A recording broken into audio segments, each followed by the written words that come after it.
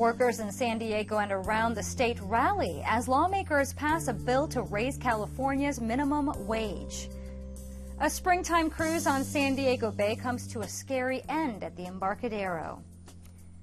And after a near-death experience, the San Diego Opera is turning to the public to make sure it has a healthy future. You know, the community spoke so clearly that San Diego Opera was an asset worth keeping, and now we want to make sure we understand why. This is Evening Edition on KPBS.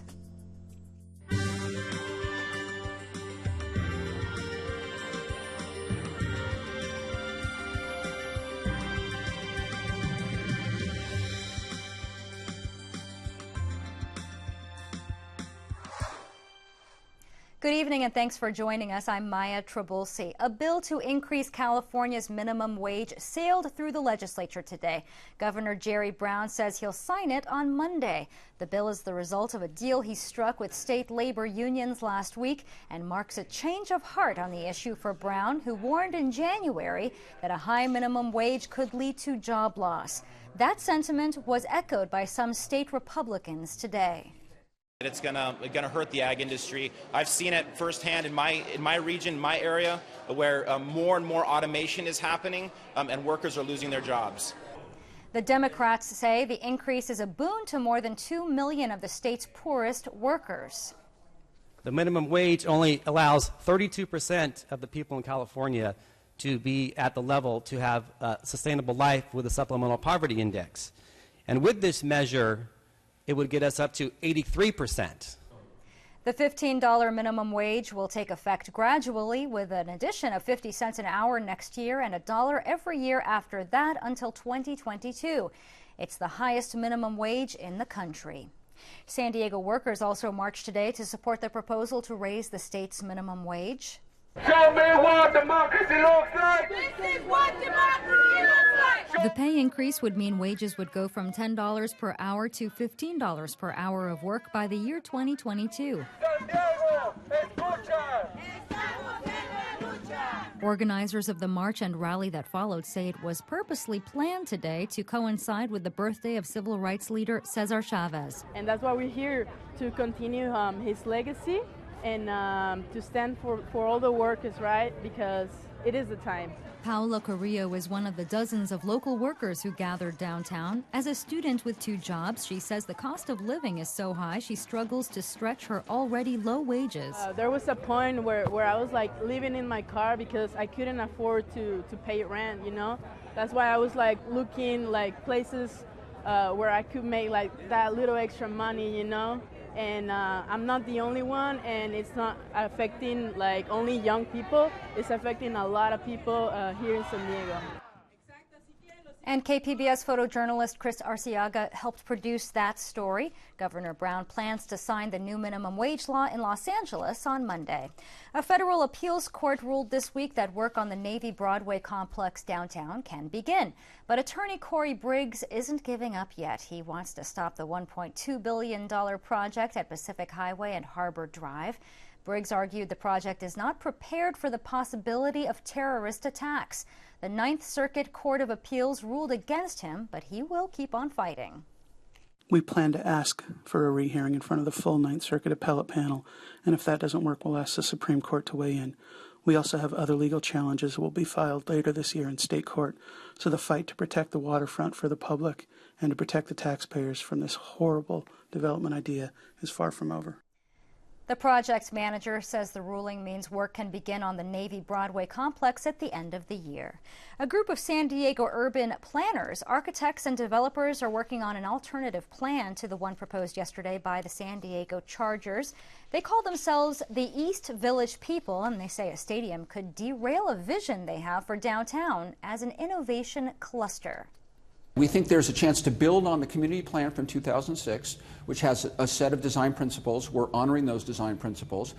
And they're about creating open space and respecting scale and working with historic structures and trying to create this as an employment hub. That's part of the community plan. The East Village people say they worry a stadium would cut off downtown from surrounding neighborhoods, including Sherman Heights and Barrio Logan. They're holding a public workshop on Saturday morning to discuss ideas for the future of East Village. It will be held at the New School of Architecture and Design at 9:30, and you can find more information on our website, kpbs.org.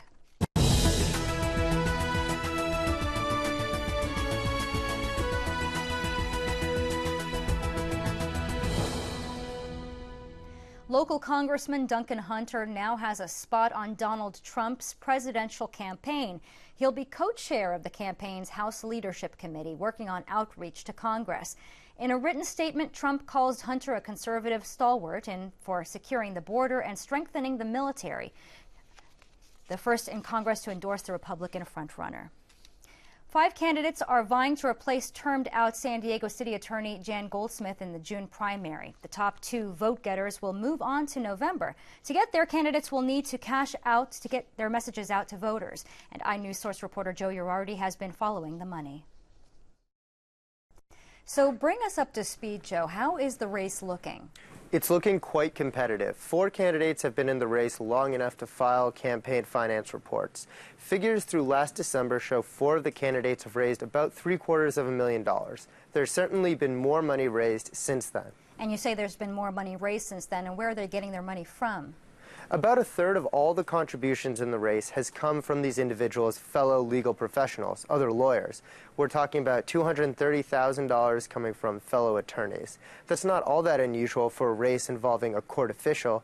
2 years ago, we had a district attorney's race that attracted more than $300,000 from lawyers and law firms. And there was one set of lawyers and law firms that caught your attention. Yeah, at least $15,000 in contributions has come from lawyers at 21 firms that have represented people who have sued the city in the past 5 years. Castellanos and Cabrera each received more than $6,000, Elliott about $1,500, and Hickey $800. We don't know about Brian Peace since he hasn't had to file a campaign finance report yet.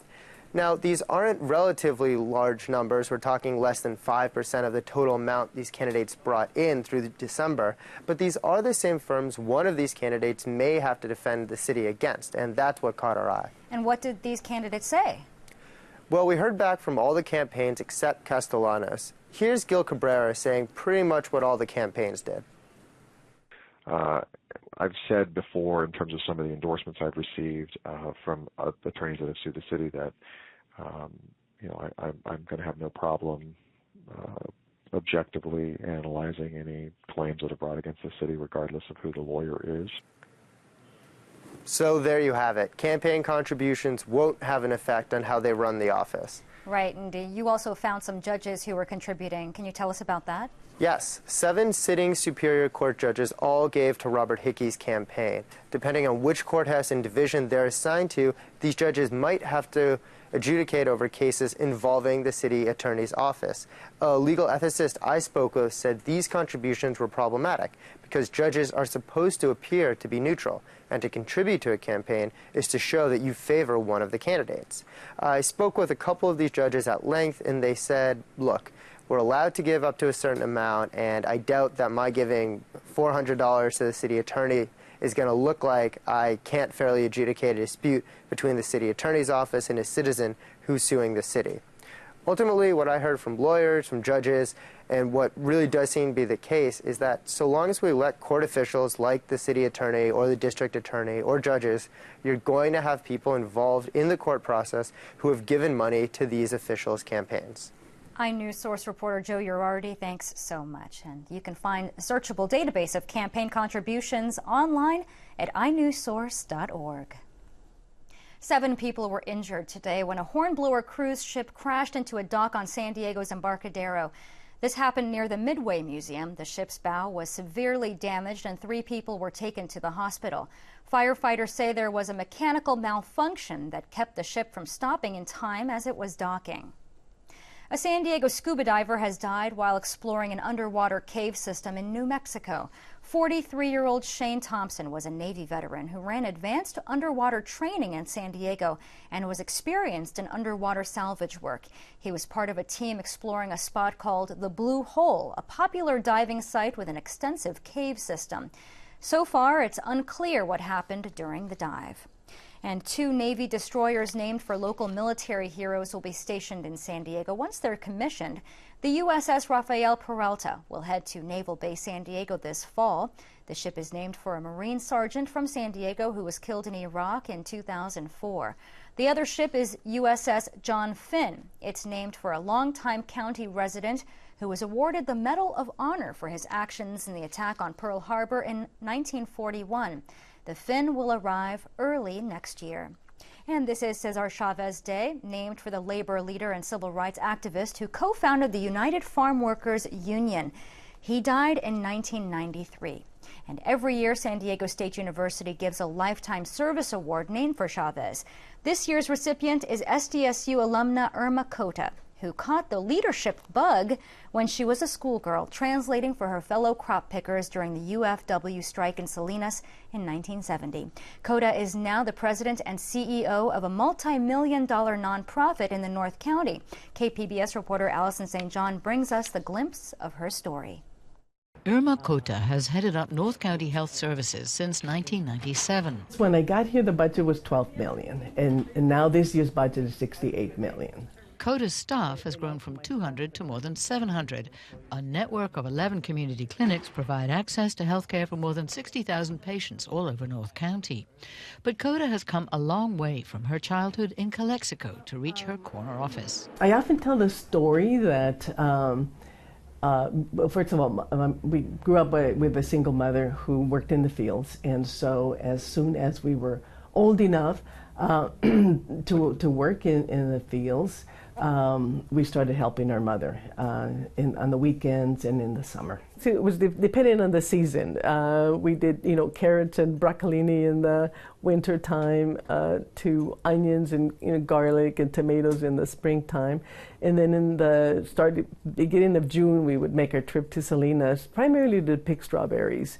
The summer between my sophomore year and junior year, my sister had graduated from high school and had gotten a job as a bank teller, and so my mother chose not to make the trip.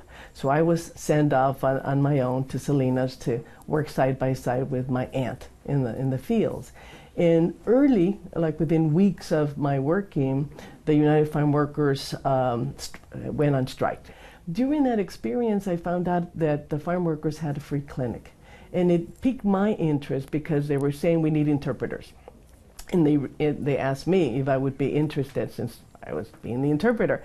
And so that in the afternoons, and then once I got back to work because the strike ended, I would volunteer 2 nights a week at the free clinic. When Cota returned home to Calexico, disaster struck. Her mother had a health crisis, went to the hospital, and was diagnosed with terminal cancer.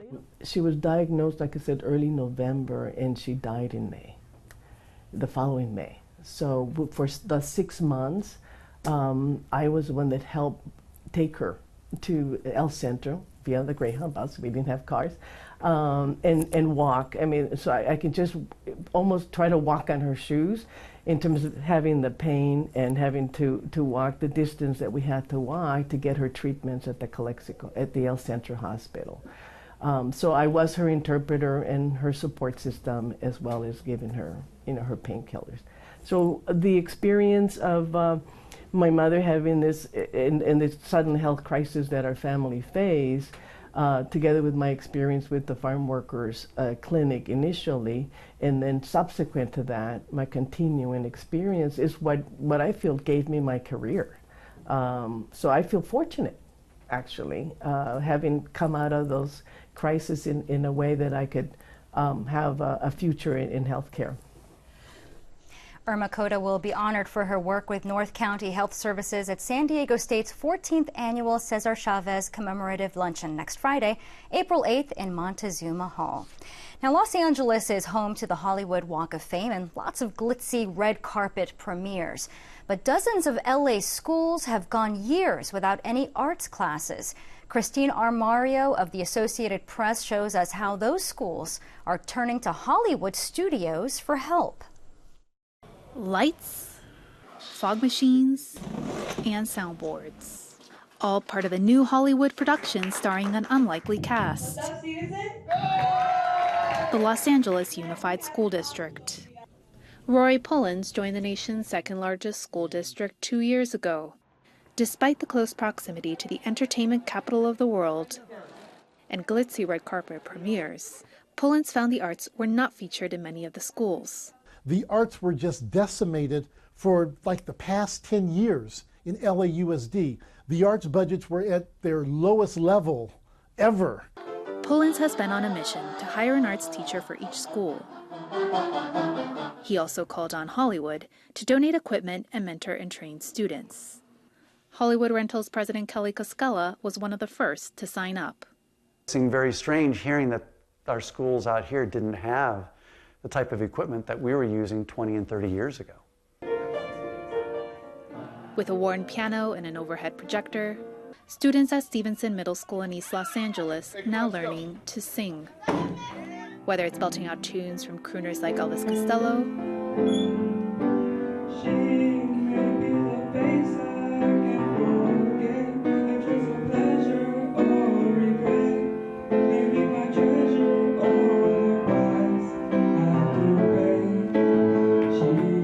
or singing Mexican corridos.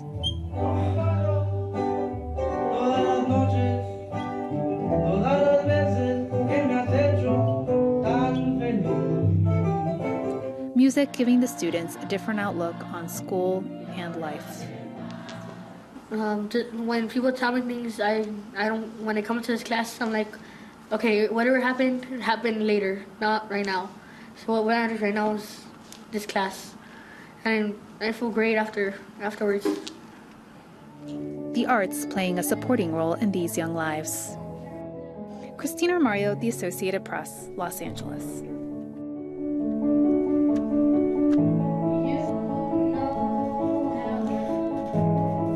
Skiers and shredders will get a little extra week to hit the slopes up in Big Bear. Snow Summit and Bear Mountain are extending the season through April 17th after getting 10 inches of snow just this week. So what can we expect next? Well, Steph Davis has our forecast.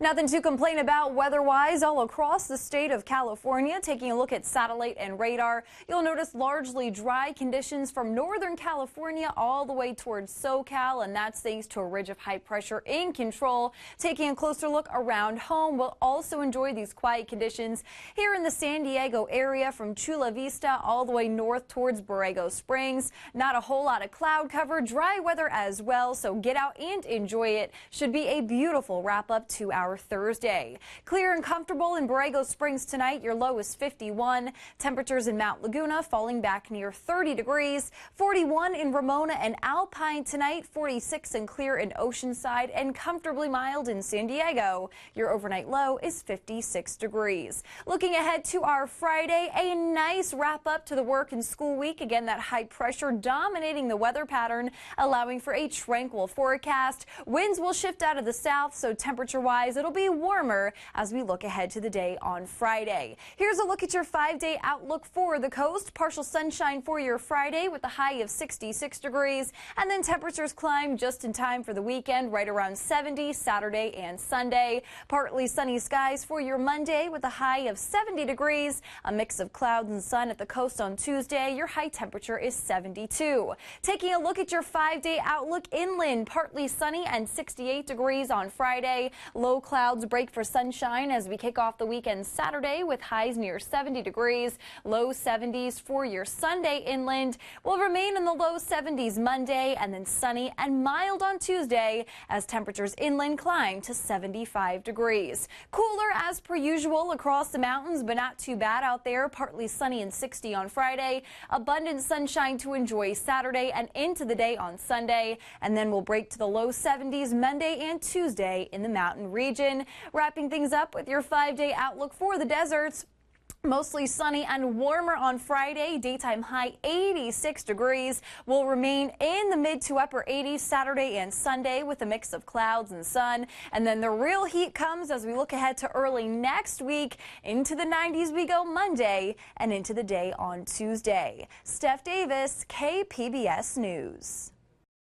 I'm Gwen Eiffel on the next News Hour, making sense of a new app that rewards high school students with cash now to use toward college later. That's Thursday on the PBS News Hour. The San Diego Opera is going on tour, a listening tour. Staff will hold community discussions in 4 San Diego communities. KPBS culture reporter Angela Carone says it's an effort to find out what San Diegans want from an opera company. You know, the community spoke so clearly that San Diego Opera was an asset worth keeping, and now we want to make sure we understand why. David Bennett is the general director of the San Diego Opera. 2 years ago, when the opera was on the brink of closing, San Diegans helped raise over $2 million to save the company. Now, Bennett and his team want to ask San Diegans what opera means to them. Yeah, and one of the things that I'll be presenting here is actually a definition of opera, a dictionary definition of opera, which is actually much broader than what most people think. And so to say that there's a lot of things that can actually fit underneath that umbrella or definition of opera, and see what people's reaction is to that. The 4 listening sessions will be held over the next 3 months. There'll be one in Balboa Park, La Jolla, Carlsbad, and Chula Vista. Audiences will get to weigh in on what they like and don't like about opera. Is it too long, for example, or too expensive? So we're hoping to reach in Chula Vista a group of people that actually don't attend the opera now, and find out what would encourage them to attend and what are the barriers for them not attending. The first listening session is tonight here at the Natural History Museum in Balboa Park. All sessions are open to the public, but you have to register beforehand. At each listening session, Bennett hopes to learn if audiences will support productions that don't take place in a theater and look different than traditional grand opera. This community is astute enough artistically and hungry for a variety of theater and a variety of different kinds of performing arts events that we're proving now that there is an appetite for other kinds of opera. Angela Carone, KPBS News. The latest show coming to San Diego's Old Globe is taking the theater's artistic director out of his comfort zone. KPBS arts reporter Nina Guerin sat down with him to find out why he's inspired by rain. Barry Edelstein is known mostly as a Shakespeare expert. While he's overseen musicals, he's never actually directed them. Until now. For the 3 years that I've been here, I've been around musicals and watching people do them. Edelstein chose to make his musical directing debut with Rain because he fell in love with the music by Michael John LaChiusa. Where's my good times, my heart in good times? Where the hell's my sunshine, for crying out loud? The show is about 2 traveling couples. They rent a room in a boarding house and discover that a prostitute named Sadie Thompson is also staying there. Her presence calls into question themes of loyalty, religion, power, and love. The Globe is a theater that does great literature, Shakespeare, Ibsen, Shaw. The background of the piece, the sort of literary nature of the piece, made it a really great fit for the Globe. Being in charge of a musical, though, that brought some unexpected challenges. You're in the middle of working on a scene, suddenly somebody starts to sing. And there's a guy in the corner pounding away at a piano, and that's all new to me. Another challenge has been working with a 3-story set. This looks like a construction set with all the exposed beams. The real set is 3 stories high. And this whole set spins while the actors are performing.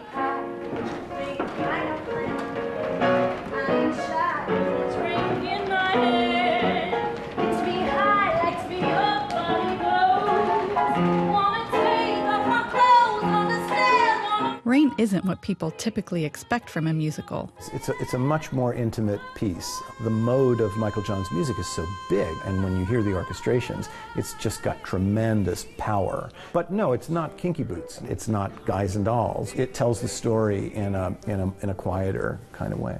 Rain makes its world premiere on April 1st and runs through May 1st at the Old Globe.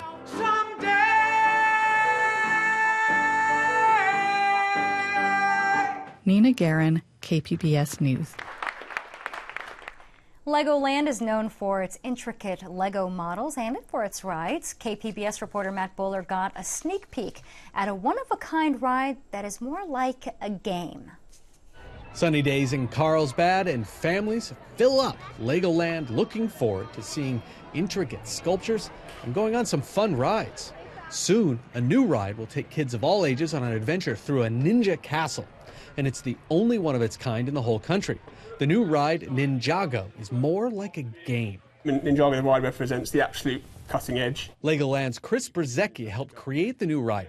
Ninjago's a popular Lego collection and cartoon. It's about ninjas, of course. Don't know about it? Well, if you have kids, ask them. And for that matter, ask anyone under 12. What makes this ride cool? It's completely interactive, so when guests are on board Ninjago the ride, the outcome of the ride will be dependent on how well they master their Ninjago ninja skills. Each of the ride's cars has sensors in it that make it possible to play the ride. The modules are able to detect not just the presence of hands, but the way in which hands move in and around them, which allows guests to very intuitively throw, just like they would a real projectile, 3D ice, fireballs, earth, and lightning just by using their hands. You can test your Ninjago ninja skills on May 5th when the ride/game opens to the public. Matt Bowler, KPBS News. And here's a look at what we're working on for tomorrow in the KPBS newsroom. Political analysts say the race to replace U.S. Senator Barbara Boxer is the most important election in the state this year. As part of our California Counts project, we'll look at the candidates and the big issues that they face. And you can find tonight's stories on our website, kpbs.org/evening edition. From all of us here at KPBS, thanks for watching. Have a great night.